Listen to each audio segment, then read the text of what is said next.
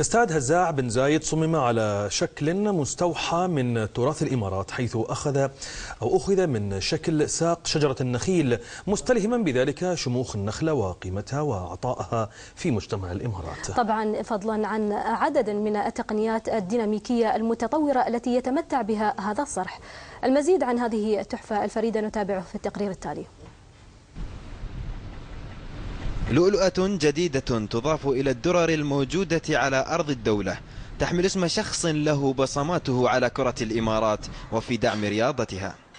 استاد هزاع بن زايد الذي يقع في مدينة العين ويعتبر ثالث ملعب فيها، صممت واجهته الأمامية مستوحاة من شكل ساق شجرة النخيل المرتبطة بتراث الإمارات وتاريخ الدولة، إلى جانب استخدام التقنيات الضوئية المتطورة في لوحات على شكل سعف النخيل تظهر باللون الأبيض خلال النهار ومتعددة الألوان ليلا، حيث يمكن استخدام اللون البنفسجي رمز نادي العين الرياضي خلال مبارياته، أو أي ألوان أخرى في الفعاليات المختلفة التي يمكن الاستفادة من الاستاد وسعته الكبيرة لإقامتها.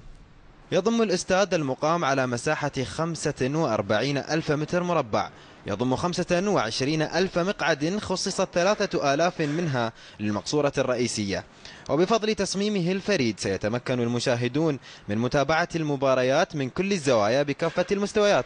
كما يعتبر مشروع استاد هزاع بن زايد جزءا من مشروع ضخم سيتم بناؤه على عدة مراحل، ليشمل فندقا ووحدات سكنية وتجارية وترفيهية وصالة مغطاة ومركزا رياضيا متكامل لعدة رياضات ككرة السلة واليد والطائرة. أعمال البناء مستمرة لصرح رياضي جديد سيشكل إضافة لرياضة الإمارات بشكل عام ولنادي العين بشكل خاص.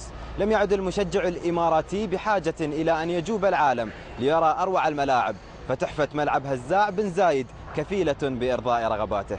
منصور البلوشي لقناة أبو ظبي من مدينة العين.